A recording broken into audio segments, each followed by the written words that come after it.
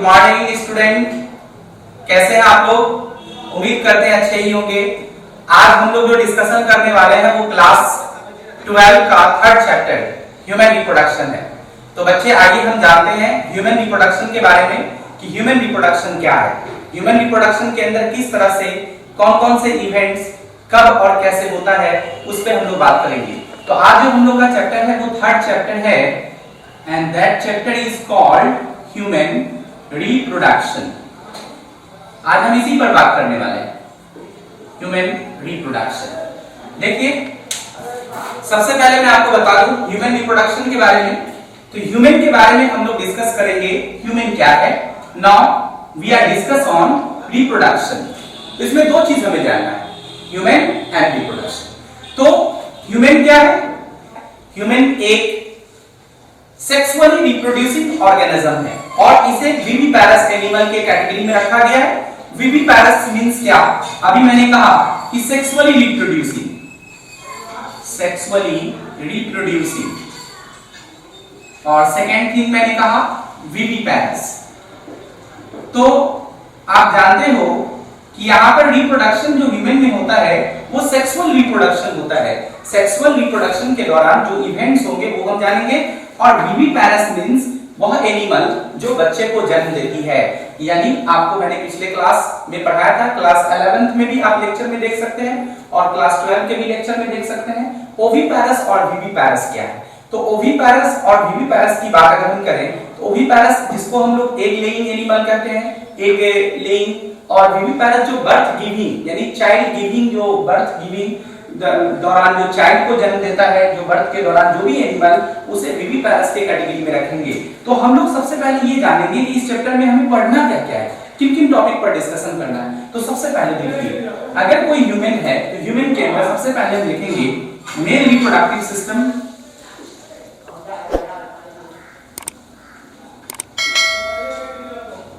Second thing हम लोग देखेंगे फीमेल रिप्रोडक्टिव सिस्टम।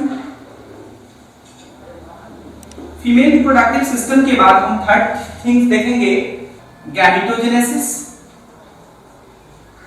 किस तरह से गैमेट का फॉर्मेशन होता है मेल के अंदर और फीमेल के अंदर, गैमेट का फॉर्मेशन। उसके बाद फोर्थ चीज देखेंगे फर्टिलाइजेशन। एक चीज और, गैमेटोजेनेसिस और फर्टिलाइजेशन के बीच में एक इवेंट और होता है जिसको हम लोग इंसेमाइनेशन कहते हैं, जो कॉपुलेशन प्रोसेस के दौरान होता है। तो गैमेट जब तक फीमेल के बॉडी में जाएगा नहीं, मेल का गैमेट, तब तक फर्टिलाइजेशन नहीं होगा।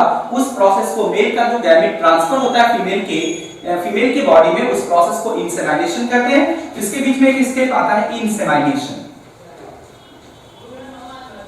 तो आपने देखा यहां फर्टिलाइजेशन है। फर्टिलाइजेशन के बाद अगर हम बात करें, फर्टिलाइजेशन के बाद जो टॉपिक आता है वो है embryonic development. Embryonic development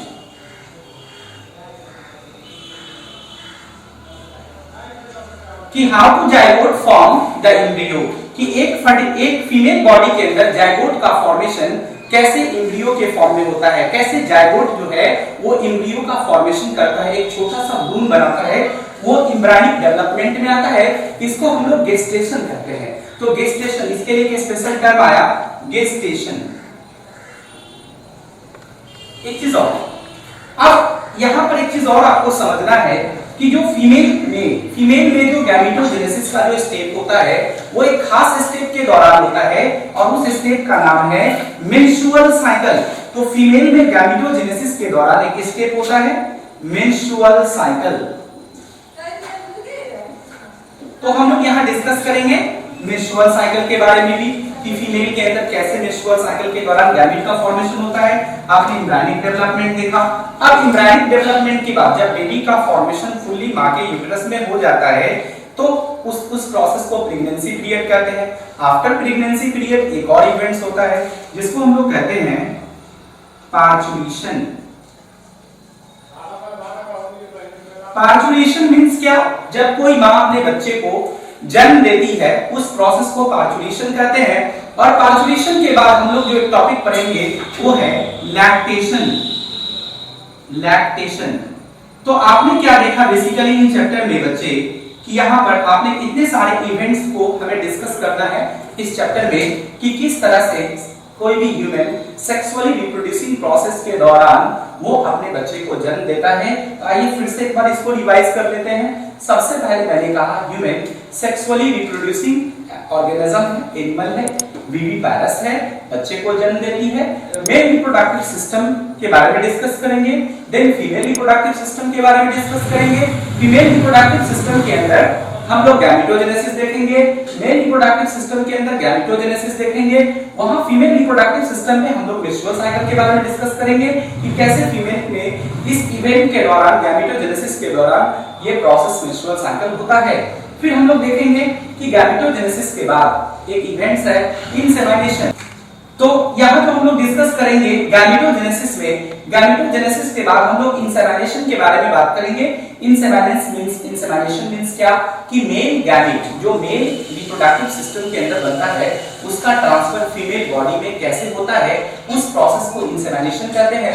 after that we will discuss on fertilisation means fusion of gametes of two opposite sex to form zygote। तो फर्टिलाइजेशन के बारे में डिस्कस करेंगे। उसके बाद how to embryo form inside the womb, inside the uterus of the mother। तो mother के अंदर कैसे एम्ब्रायनिक डेवलपमेंट होता है उसके लिए खास टर्म यूज किया गया gestation. After that we discuss on parturition means baby birth कि how to mother give birth। उस दौरान कौन कौन से हार्मोन का क्या फंक्शन है, कौन कौन से हार्मोन एक्शन करते हैं वो देखेंगे। और फिर जब माँ कोई बच्चे को जन्म देती है उसके बाद जो स्टेप आता है वो है लैक्टेशन। माँ अपने बच्चे को दूध पिलाती है, वहां पर मैमरी ग्लैंड का क्या रोल है, कैसे मैमरी ग्लैंड मिल्क का फॉर्मेशन करता है उसके बारे में डिस्कस करेंगे। लेकिन ये टॉपिक का जो बेस है, इस टॉपिक का जो बेस है वो हम फीमेल रिप्रोडक्टिव सिस्टम के अंदर इस चैप्टर में पढ़ेंगे। ओके, तो आइए हम लोग डिस्कस करें सबसे पहले male reproductive system. Dear student, अब हम लोग क्या डिस्कस करेंगे? Male reproductive system.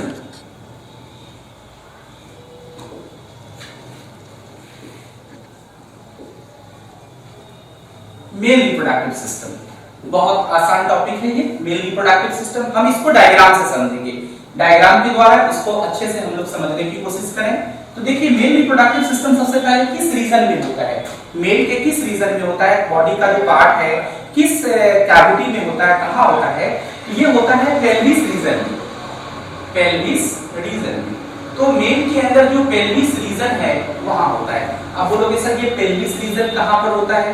तो एब्डोमेन जो पार्ट है, जैसे हम लोग कहते हैं हेड है, नेक है, ये थोरैसिक है, यहाँ पे डायफ्राम होता है, ये एब्डोमेन है। एब्डोमेन के ठीक नीचे ये जो पोर्शन होता है उसको हम लोग कहते हैं पेल्विस रीजन। तो पेल्विस रीजन पे आज हम लोग बात करेंगे, पेल्विस रीजन के अंदर कि किस तरह से वहां पर मेल रिप्रोडक्टिव सिस्टम सिचुएटेड है। आइए देखते हैं। सबसे पहले तो इसमें देखेंगे कि इसके अंदर टेस्टिस होता है जो दो होता है, पेयर में होता है। तो ये देखिए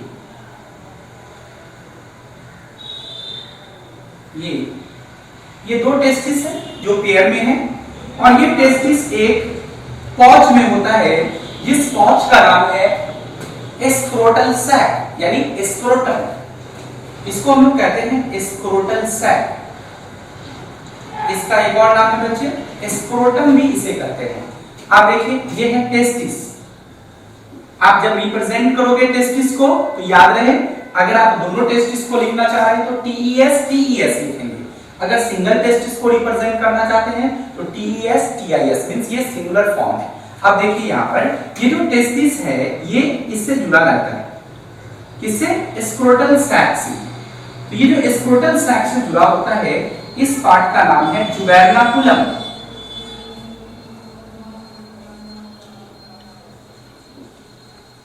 जुबेर्नाकुलम बेसिकली ये क्या है? ये टेस्टिस को इस पॉच से जोड़ कर रखता है, अंदर नहीं जाने देता है, मतलब जो एब्डोमिनल कैविटी वाला जो भाग है वहां इंटर नहीं करने देता है। अब इसमें क्या है, इन दोनों टेस्टिस के अपर रीजन से इस तरह से एक ट्यूबुलर स्ट्रक्चर एराइज होता है जो हाईली कॉइल्ड होता है। इस ट्यूबुलर स्ट्रक्चर को, ये जो आप हाईली कॉइल्ड ट्यूबुलर स्ट्रक्चर देख रहे हो, इसमें मेनली दो स्ट्रक्चर है। एक तो ये एपिडाइडाइमिस और ये जो देख रहे हो this is called vast difference, vast difference. तो डियर यहां से फिर इस तरह से ये ट्यूब्यूल ऐसे करके आता है,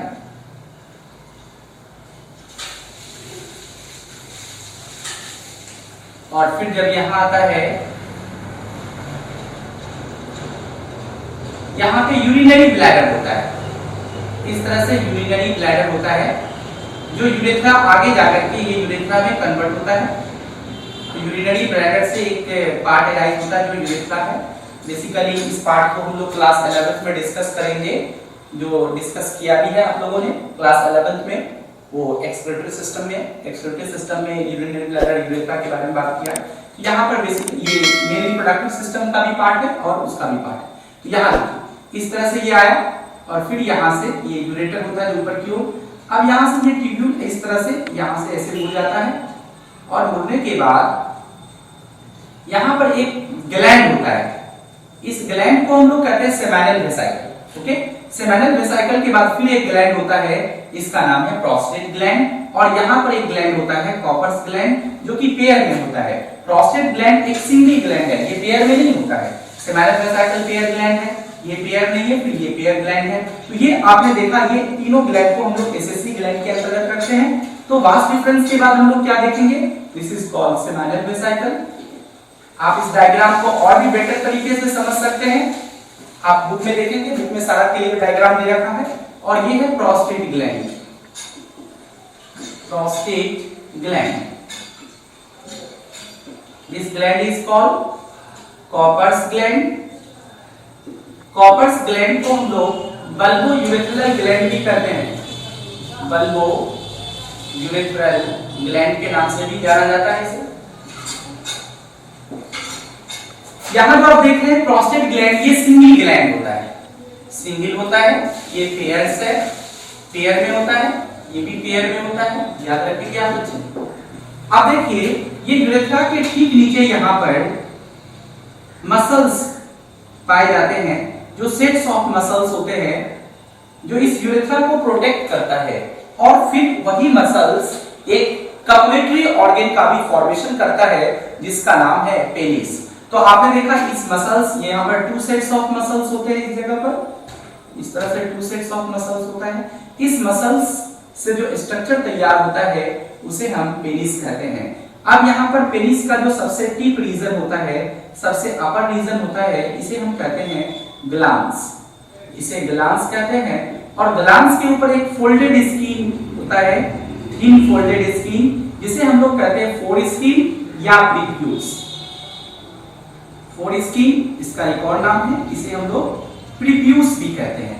तो आपने देखा, और यहाँ जो देख रहे हो इस जगह पर पोर्शन, यहाँ पर एक्सटर्नल जेनिटलिया मींस एक ओपनिंग होता है जिसको हम लोग कहते हैं यूरेथ्रल मीटस। ये मीटस है या यूरेथ्रल ओपनिंग। ये आपने देखा, ये एक मेल रिप्रोडक्टिव सिस्टम को रिप्रेजेंट करता है। अब इस सिस्टम में मैं आपको बताना चाह रहा हूं, इस मेल रिप्रोडक्टिव सिस्टम में बेसिकली 2 पार्ट है। एक तो जो सबसे अहम काम करता है, स्पर्म का फॉर्मेशन करता है, और साथ ही साथ मेल सेक्स हार्मोन का फॉर्मेशन करता है, उसे हम लोग कहते हैं प्राइमरी सेक्स ऑर्गन। और प्राइमरी सेक्स ऑर्गन के कैटेगरी में आता है टेस्टिस। उसके बाद जो सेकंड थिंग्स है वो है सेकेंडरी सेक्स ऑर्गन। तो आपको मैं यहाँ पर रिप्रेजेंट करके दिखा दे रहा हूँ, आप देख सकते हैं यहाँ पर। ये देखिए, एक है primary sex organ,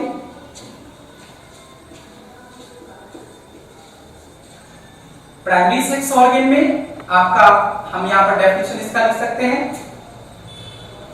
that organ which secrete a sperm or male gamete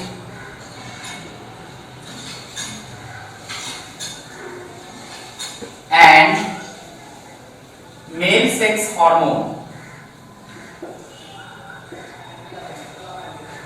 that is androgen, called as primary sex organ. Primary sex organ. तो आपको आसानी से समझ में आ गया बच्चे कि दैट ऑर्गन वह जो स्राव करता है क्या, स्पर्म यानी मेल गैमीट को, और मेल सेक्स हार्मोन को जिसका नाम एंड्रोजन है उसे हम लोग कहते हैं प्राइमरी सेक्स ऑर्गन, जिसका एग्जांपल है टेस्टिस। तो ये जो टेस्टिस है ये प्राइमरी सेक्स ऑर्गन के अंतर्गत आता है। यहाँ पर मैंने दोनों टेस्टिस को रिप्रेजेंट किया है इसलिए टीएस लगाया। तो आपने यहाँ पर देखा कि मेल रिप्रोडक्टिव सिस्टम के दौरान ये प्राइमरी सेक्स ऑर्गन है, और दूसरा जो है वो है accessory organ. Primary sex organ के बारे में बता रहा था, टेस्टिस के बारे में मैंने बताया। अब टेस्टिस के बारे में थोड़ी सी और जानकारी आप ले लो। देखो टेस्टिस जो है उसकी लंबाई कितनी है, लेंथ क्या है। तो टेस्टिस की लंबाई 4 से 5 सेंटीमीटर होती है, और इसकी जो चौड़ाई होती है विड्थ वो होती है 2 से 3 सेंटीमीटर। ये इसकी विड्थ होती है, चौड़ाई। ठीक है। अब ये जो टेस्टिस है ये कवर्ड होता है। मैं उससे पहले एक बार आपको फिर से बताना चाहता हूं बच्चे कि आप मेरे वीडियो को अंत तक जरूर देखें, क्योंकि इसमें बहुत ऐसे टर्म्स आपको आने वाले हैं जो आपके एनसीईआरटी पढ़ने के बाद आपको आसान लगने लगेगा एनसीईआरटी। इसलिए मेरे वीडियो को अंत तक जरूर देखें। ऐसा नहीं कि आप इसमें क्या होगा, आपको बहुत हेल्प मिलने वाला है। एक सारे टर्म्स का मैं यहाँ चर्चा करूंगा, एनसीईआरटी में जितने टर्म्स हैं सारे डेफिनेशन पे मैं यहाँ पर बात करूंगा।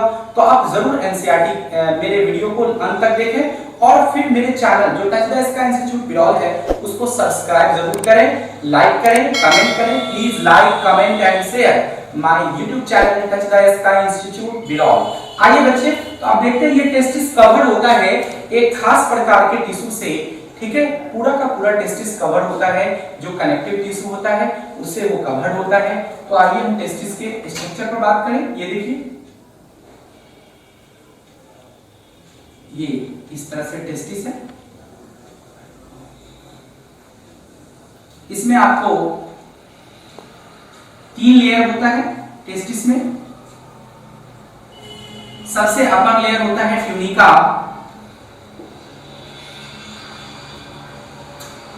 वेजाइनलिस। सेकेंड लेयर होता है ट्यूनिका एल्बुगिनिया,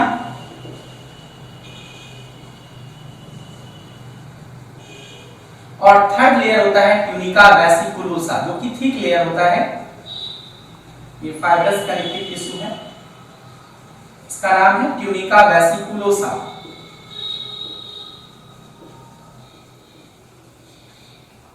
अब इसमें मैं आपसे चर्चा करना चाहता हूं, देखेंगे।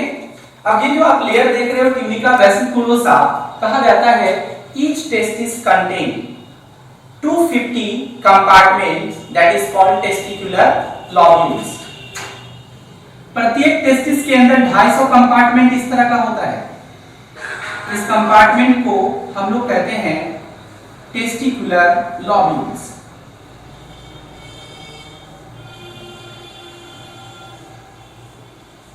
This is called testicular lobules. This is called testicular lobules. ये testicular lobules है।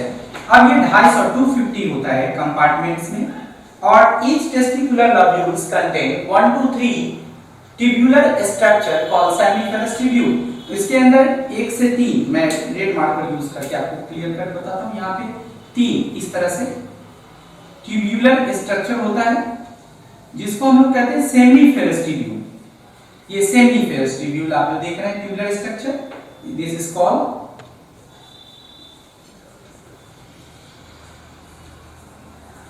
सेमीफेरस ट्यूब्यूल्स। अब सेमीफेरस ट्यूब्यूल जो है उसका जो इनर लाइनिंग है वो 2 टाइप के सेल से लाइन होता है, जिसमें एक स्पर्मेटोगोनिया होता है और दूसरा सर्टोली सेल्स होता है। स्पर्मेटोगोनिया को मैं आगे ट्रांसवर्स ऑफ टेस्टिस जब टीएस लूंगा तो वहां मैं डिस्कस करूंगा कि उसका किस तरह से वो प्रेजेंट होता है।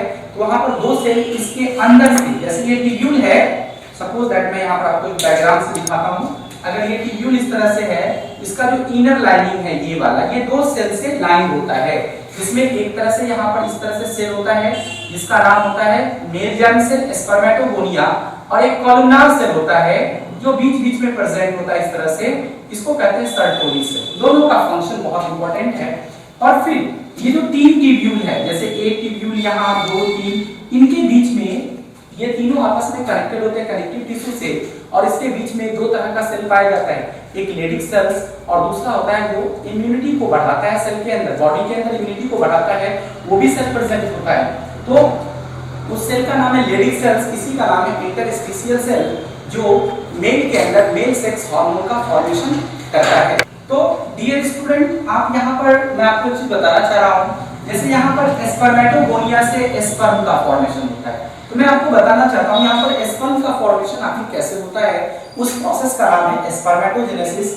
एक और क्वेश्चन है कि मेल का जो रिप्रोडक्टिव ऑर्गन है उसमें जो टेस्टिस है वो बॉडी के बाहर प्रेजेंट होता है, तो बॉडी के बाहर प्रेजेंट क्यों है, ये बड़ा इंपॉर्टेंट क्वेश्चन है। इसलिए इससे पहले मैं डिस्कस करता, लेकिन मैं सोचा यहाँ बताऊंगा तो ज्यादा समझ में आएगा, क्योंकि यहाँ पे स्पर्म का फॉर्मेशन हो रहा है। तो बच्चे बॉडी के बाहर ये जो पांच लाख स्ट्रक्चर अभी जो मैंने बनाया था स्क्रोटल सैक, वो बॉडी के बाहर एक्स्ट्रा एब्डोमिनल कैविटी में इसलिए पाया जाता है क्योंकि स्पर्म का फॉर्मेशन जो बॉडी का जो इंटरनल टेम्परेचर है, इंटरनल टेम्परेचर कितना आपको पता है 37 डिग्री सेल्सियस, उससे 2 से 2.5 डिग्री सेल्सियस कम पर, मतलब 2 to 2.5 degree Celsius below the body internal temperature, तो उस पे स्पर्म का फॉर्मेशन होता है, स्पर्मेटोजेनेसिस होता है, इसलिए दोनों टेस्टिस बॉडी के बाहर प्रेजेंट होता है। अब यहाँ पर आपने देखा कि इस तरह से यहाँ पर ये जितने भी ट्यूब्यूल है ये आपस में एक जगह कनेक्टेड होते हैं, इस तरह से सारे ट्यूब्यूलर स्ट्रक्चर एक जगह कनेक्टेड होते हैं। जहां कनेक्टेड होते हैं उस कनेक्टेड पार्ट को कहते हैं रेटे टेस्टिस, रेटे टेस्टिस। ये सारे पॉइंट आपको ध्यान में रखने हैं, सारा इंपॉर्टेंट पॉइंट है। अब इस रेटे टेस्टिस से फाइन ट्यूबुलर स्ट्रक्चर निकलता है, बहुत पतला पतला 15 से 20 ट्यूबुलर स्ट्रक्चर यहां से एलाइज होता है इस तरह से। इस ट्यूबुलर स्ट्रक्चर को हम लोग कहते हैं वासा इफिडेंसिया,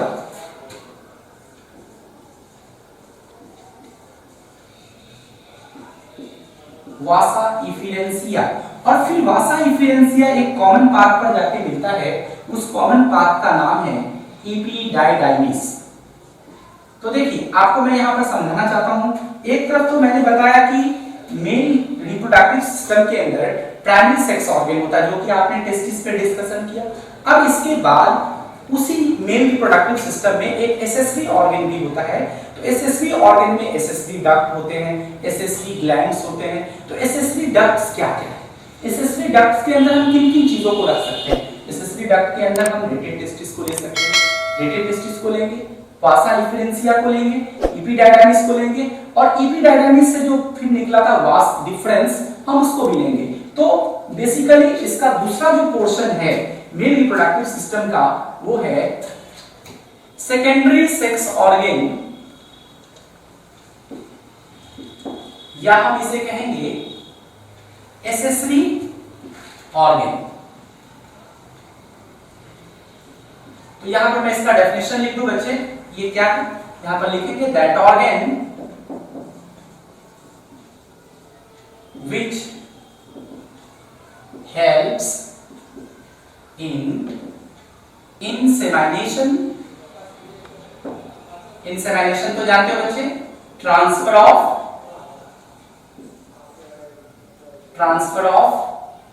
स्पर्म यानी male gamete, transfer of sperm insemination में and helps in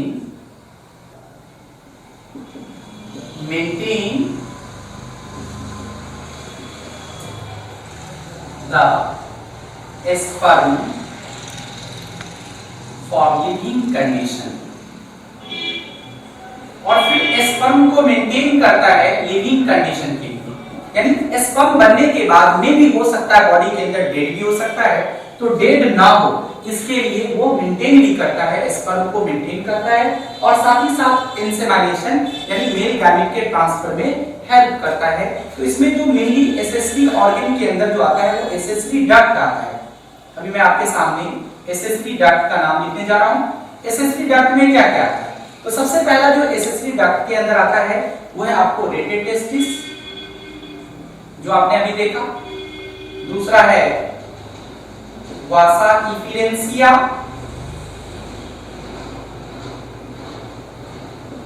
तीसरा है एपिडाइडाइमिस, उसके बाद है वास डिफरेंस।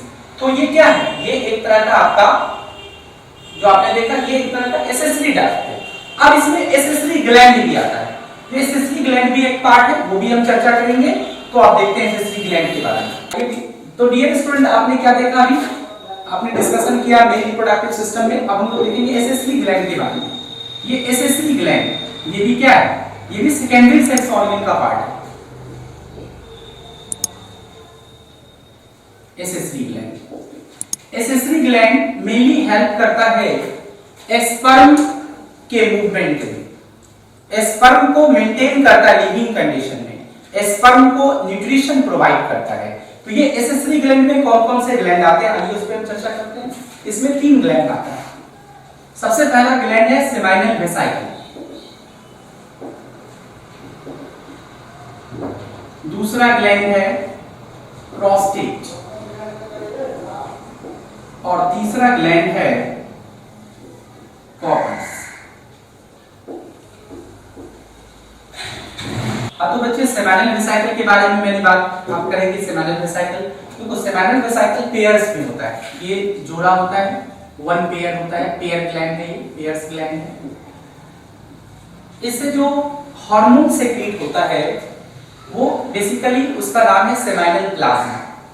तो सेमाइनल प्लाज्मा इससे सेक्रेट होता है, सेमाइनल प्लाज्मा। और इस सेमाइनल प्लाज्मा के बारे में अगर हम चर्चा करें तो सेमाइनल प्लाज्मा में 3 चीज होता है। कहोगे सर कौन, ये अल्कलाइन फ्लूइड, ये जो सेमाइनल प्लाज्मा है ये अल्कलाइन फ्लूइड है, याद रखिएगा। अल्कलाइन मींस बेसिक नेचर का होता है ये अल्कलाइन फ्लूइड।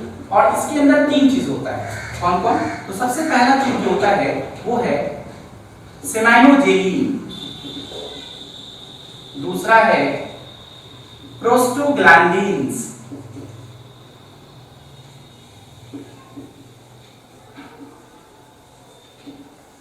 और तीसरा है फ्रुक्टोज। तो फ्रक्टोज के बारे में भी हम बात करेंगे। सेमाइनोजेलिन, सेमाइनोजेलिन क्या करता है आपको पता है, स्पर्म का जो फॉर्मेशन होता है बॉडी के अंदर वो एक बार में कई करोड़ होता है। और उसमें जब इंसेमाइनेशन होता है तो इंसेमाइनेशन के टाइम में 20 से 30 करोड़ स्पर्म एक बार इजैकुलेट होता है। वो स्पर्म कैसे जाएगा, उसके लिए कोगुलेट होना चाहिए। वो कोगुलेट रहेगा तो जो चूंकि वो ब्लाइंड होता है और इतना सॉफ्ट सेल होता है कि किसी भी हार्ड सरफेस से टकराने के बाद मर सकता है। तो सेमाइनोजेलिन एक कोगुलेशन हो जाता है, कोगुलेट कर देता है सारे स्पर्म को एक साथ, वो करता है। प्रोस्टोग्लैंडिन्स का काम क्या है, तो प्रोस्टोग्लैंडिन्स बेसिकली ये फीमेल रिप्रोडक्टिव सिस्टम के अंदर यूट्रस है जो इंटरनल पार्ट है उसको ये क्या करता है, कॉन्ट्रैक्ट करता है, जिसके कारण सीमेन ऊपर की ओर मूव करता है फर्टिलाइजेशन के लिए। और फ्रक्टोज का मेनली लॉ क्या है, तो फ्रक्टोज जो है वो स्पर्म को न्यूट्रिशन देता है। फ्रक्टोज के बारे में एक और बात कहा जाता है कि ये फीमेल के बॉडी में नहीं बनता है, इसलिए अक्सर जो रेप विक्टिम जो होता है उसके कंफर्मेशन के लिए जो मेडिकल लैब टेस्ट होता है, फॉरेंसिक लैब टेस्ट होता है, उसमें फ्रक्टोज का पता लगाया जाता है 24 आवर्स के अंदर कि उस फीमेल के अंदर फ्रक्टोज है या नहीं। अगर फीमेल के वेजाइनल फ्लूइड में अगर फ्रक्टोज मिलता है तो इससे ये कंफर्म होता है कि क्वाइटस हुआ है। क्वाइटस मींस सेक्सुअल इंटरकोर्स हुआ है। ये रेप विक्टिम को कंफर्म करता है, रेप केसेस को कंफर्म करता है फ्रक्टोज। एक तो ये बात है, दूसरा ये एनर्जी प्रोवाइड करता है, न्यूट्रिशन देता है डेवलपिंग स्पर्म को, लिविंग स्पर्म को लिविंग मेंटेन करता है। और फिर ये तीनों का तीनों आपने देखा। अब है प्रोस्टेट ग्लैंड। प्रोस्टेट ग्लैंड के बारे में अगर हम बात करें तो ये जो है सिंगल होता है, सिंगल ग्लैंड है और ये एसिडिक फ्लूइड्स सेक्रेट करता है, एसिडिक। अभी आपने देखा वहां ये अल्कलाइन फ्लूइड सेक्रेट ये है और ये एसिडिक फ्लूइड है। तो ये जो प्रोस्टेट ग्लैंड है इसमें एसिडिक फ्लूइड के साथ ये व्हाइट वाटरी सब्सटेंस रिलीज करता है, white watery substance. Basically white watery substance जो है ये क्या करता है, तो स्पर्म के कलर को व्हाइट करता है, यानी सीमेन जो है उसके कलर को व्हाइट कलर प्रोवाइड करता है, इसका ये काम है। और दूसरा अल्कलाइन जब ज्यादा हो जाता है तो उसको न्यूट्रलाइज भी ये एसिडिक फ्लूइड करता है। तो आपने देखा ये चीज। अब आते हैं कॉपर्स ग्लैंड के बारे में। तो कॉपर्स ग्लैंड ये पेयर ग्लैंड होता है, ये पेयर होता है, पेयर ग्लैंड है ये। और मैं आपको बता दूं कॉर्पस ग्लैंड ठीक यूरेथ्रा के ऊपर पाया जाता है। हालांकि यूरेथ्रा का तो 3 पार्ट है, प्रोस्टेटिक यूरेथ्रा, मेम्ब्रेनस यूरेथ्रा और आपको एक है पेनाइल यूरेथ्रा जो पेनिस के अंदर होता है। तो ये जो कॉर्पस ग्लैंड है ये बेसिकली आपका कहां पर होता है, ये आपको मेम्ब्रेनस यूरेथ्रा के पास पाया जाता है। और ये जो कॉर्पस ग्लैंड है, मैं इसके बारे में बात करूं, ये भी अल्कलाइन फ्लूइड सेक्रीट करता है, अल्कलाइन। और साथ में इसके जो फ्लूइड होते हैं वो बहुत ही ज्यादा चिपचिपा होता है, म्यूसिलेजिनस होता है। म्यूसिलेजिनस के कारण ये पेनिस के ल्यूब्रिकेशन में हेल्प करता है, पेनिस के ल्यूब्रिकेशन में, lubrication of penis, lubrication of penis में हेल्प करता है। ल्यूब्रिकेशन मतलब क्या, छिछलापन, जैसे छिछलापन जो होता है उसमें हेल्प करता है, इजीली मूवमेंट में हेल्प करता है। तो ये मेनली इसका ये काम है। और ये आपने पूरा का पूरा पार्ट देखा, ये मेल रिप्रोडक्टिव सिस्टम का एक एसेसरी ग्लैंड है। इसमें कैल्शियम भी होता है, ये जो आप देख रहे हो सेमाइनल प्लाज्मा, इसमें कैल्शियम भी होता है, जो कैल्शियम का मेन रोल है फर्टिलाइजेशन के टाइम में हेल्प करता है। बिना कैल्शियम का फर्टिलाइजेशन नहीं होता है, ये आपको ध्यान में रखना चाहिए। तो आपने देखा कि इस तरह से आपके सामने ये पूरा का पूरा स्टेप है। तो ये एसेसरी ग्लैंड है, मेल रिप्रोडक्टिव सिस्टम में हमने बात किया। अब जो हम लोग नेक्स्ट लेक्चर वीडियो में बात करेंगे वो है यूरेथ्रा और penis. Basically urethra excretory system का पार्ट है, लेकिन यहाँ मेल रिप्रोडक्टिव सिस्टम का भी इसको पार्ट कहा जाता है। तो यूरेथ्रा और पेनिस के बारे में हम लोग नेक्स्ट लेक्चर वीडियो में बात करेंगे। और बच्चे आप अंत तक हमारे वीडियो को देखने के लिए बहुत बहुत धन्यवाद। तो मैं आज के बाद फिर आपसे नेक्स्ट वीडियो के साथ मिलूंगा। अगले दिन आप लोग का शुभ मंगल हो, आपका दिन बेहतर से बेहतर आप पढ़ाई कर सको। और वीडियो को अगर आपको समझ में आ गया अच्छे से, अगर आप वीडियो समझ पा रहे हो तो मेरे वीडियो पर जरूर कमेंट करें, यस सर समझ में आ गया, या कहीं कोई डॉट आपको लग रहा है, जैसे आपको मैंने इतनी सारी चीजें डिस्कशन किया, आपको कहीं पर लगता है कि जो चीज आपको समझ में नहीं आ रहा, तो आप मेरे कमेंट बॉक्स में आप जाके लिख सकते हैं, वहां से मैं आपको आंसर दे सकता हूँ। Thank you my dear student, Jai Hind.